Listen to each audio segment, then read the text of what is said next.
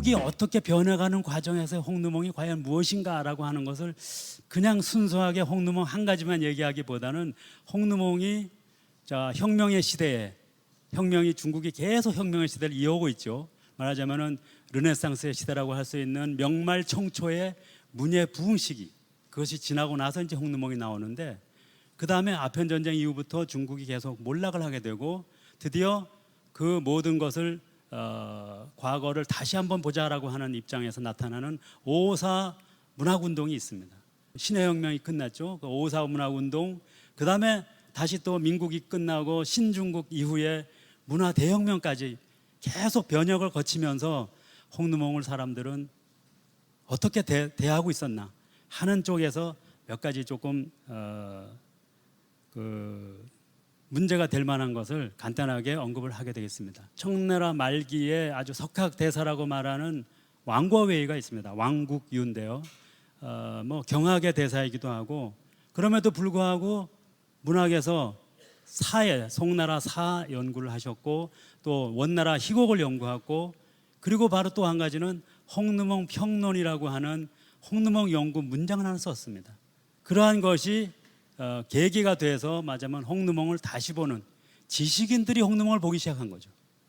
그 이전까지는 엄밀히 말하면 처음에 나왔을 때는 만주 귀족들 좁은 범위 안에서 북경에 살고 있는 이런 사람들에 의해서 홍루몽이 전파가 됐었는데, 홍루몽이 간행된 다음에는 일반 중하류층 이상 이러한 지식인들, 최고 지식인들은 홍루몽에 대해서 언급한 것이 별로 없었습니다. 그런데 왕국유 같은 사람이 나타나면서 최고 지식인이 드디어 홍루몽을 언급하기 시작했다. 그리고 홍학이라는 말이 이때 만들어졌어요. 방금 말씀드린 대로 명말 청초의 통속 문화가 막 이제 쏟아지던 시기가 됐습니다. 물론 사대부들은 인정하지 않으려고 했지만 이미 모든 사회에서는 중국의 사회 계층은 제가 보기에 상층과 중층, 하층으로 구분되어 있습니다.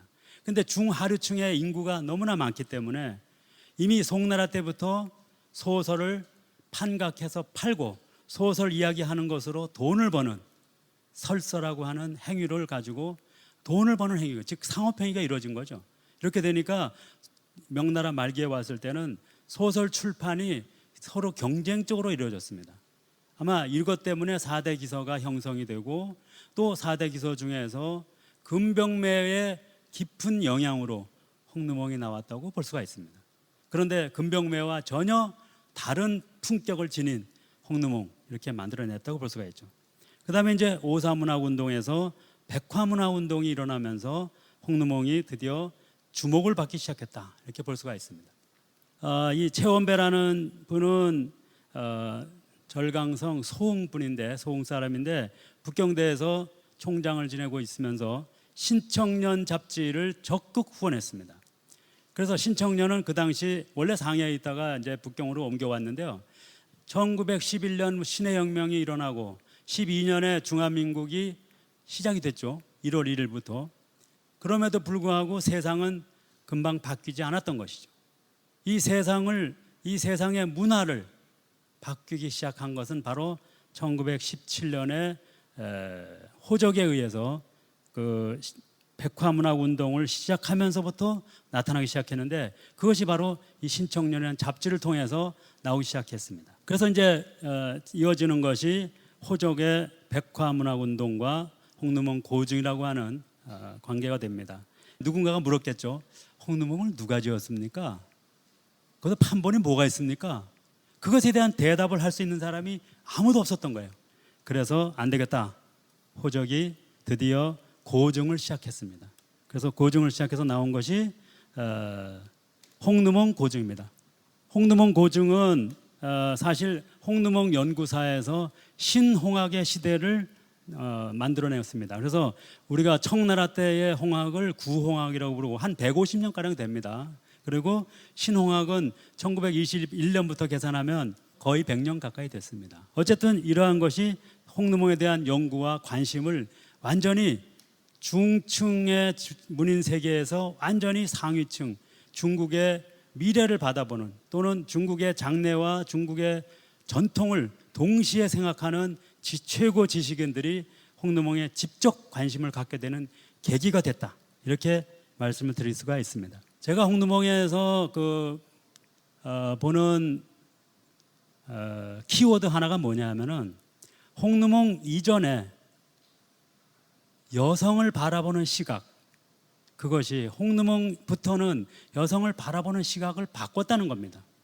그 이전의 시각은 홍안 화근이라는 겁니다. 홍안, 원래 중국말로는 홍안 화수라고 쓰는데요, 홍안 호수이라고, 호수이는 화를 일으키는 물이라는 뜻이에요. 그러니까 미인은 화근이다 이거예요. 근데 홍두몽에서는 그게 아니다. 미인은 박명이다. 명이 박하단 말이에요. 전부 불행한 이야기를 좀 쓰고 있어요. 홍두몽 속에 나오는 지금 이제 목석의 인연과 금옥의 인연이라고 하는 두 개의 인연이 있습니다. 임대옥과 설보차의 두 여자의 이야기인데, 임대옥과 만난 거는 전생에 만난 거예요. 그다음에 설보차와 만나는 거는 이승에 와서 만났습니다. 임대옥은 전생에서 인연에서 만났기 때문에 한눈에 가복을 만나서부터 사랑의 어떤 감성이 있었습니다만은 자기는 가진 게 없습니다. 이름은 대옥이지만 실제는 옥이 없습니다. 그래서 계속해서 불안과 그다음에 은근한 질투와 직접 노골적으로 드러내지는 않았지만 계속해서 그런 안타까움 속에서 살다가 죽어가게 되는 것이죠. 여기에 가복과 임대옥 설보차의 사파인데요. 가복은 모자를 쓰고 있는데 그 관이 앞에 이제 빨간색 그 봉을 달고 있습니다. 이게 자금관이라고 보라색 자짜지면 아주 빨강 중에 가장 빨강에 해당돼서 최고 높은 색깔을 의미합니다. 임대옥의 경우는 항상 이렇게 꽃삽이라고 말하는 꽃을 묶기 위한 삽이죠. 엄청 긴 자루가 들어있는데 그걸 들고 있고, 그 다음에 설보차의 경우는 부채를 들고 있습니다. 설보차가 나비를 쫓는 장면입니다. 사실 얼굴을 봐서는 그 당시 미인들을 구분하기 어렵습니다.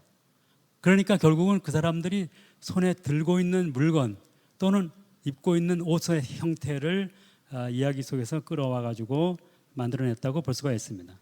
여기서는 이제 꽃이 지는 그 장화의 내용인데요.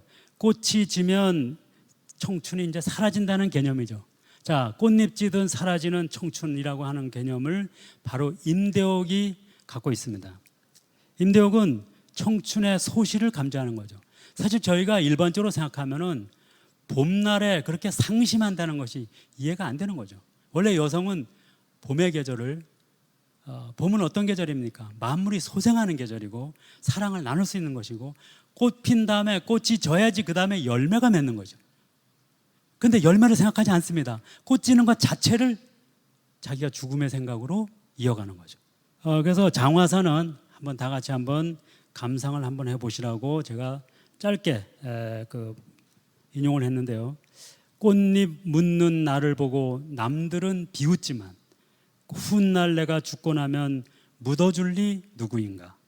하루아침 봄은 지고 홍한 청춘 늙어가면 꽃잎 지고 사람 간이 둘 다 서로 알 길 없네. 이런 구절입니다.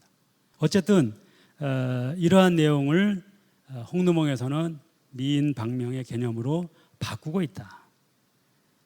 이런 구절이 들어있습니다. 처음에 석두가 대답하는 겁니다. 왜 이런 소설을 썼느냐고 말했더니, 내가 지난 반평생 동안 직접 보고 들었던 몇몇의 여자 이야기를 기록하는 것이 더 낫겠다.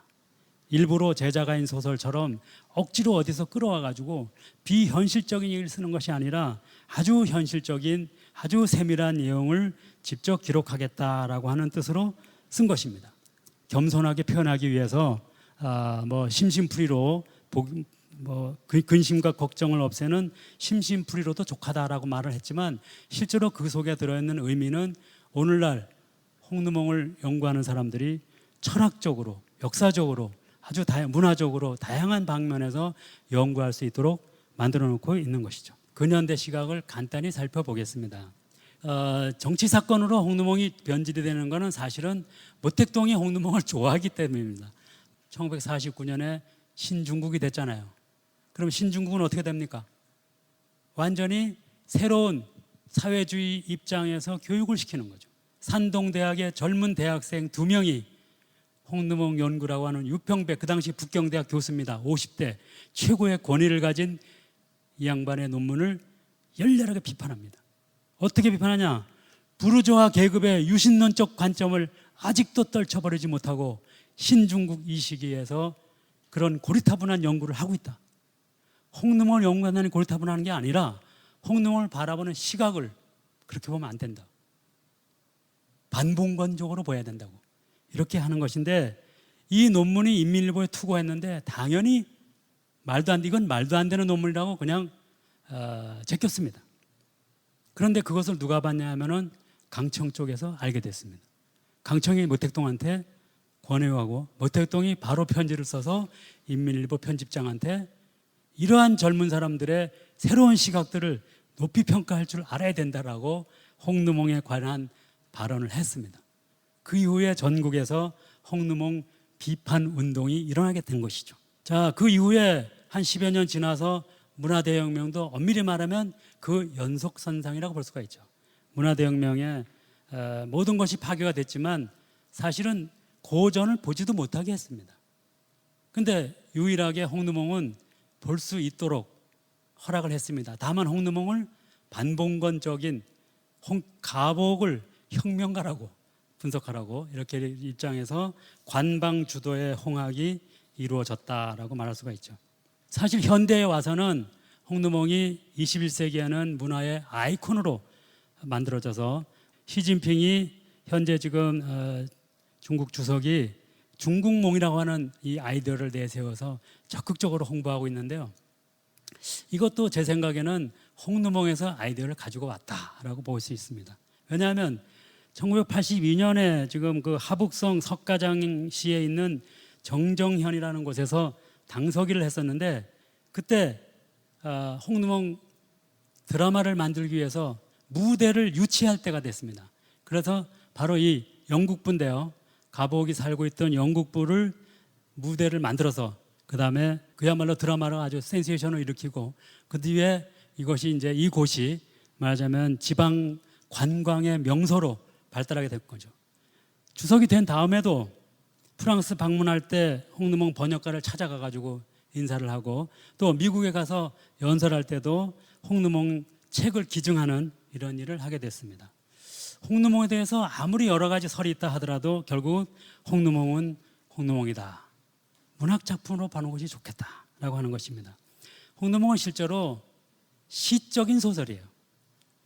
삼국지나 수호전처럼 큰 이야기 줄거리가 막 변화되는 그런 소설이 아니라 시처럼 한 대목 한 대목을 음미하면서 읽는 그런 소설입니다.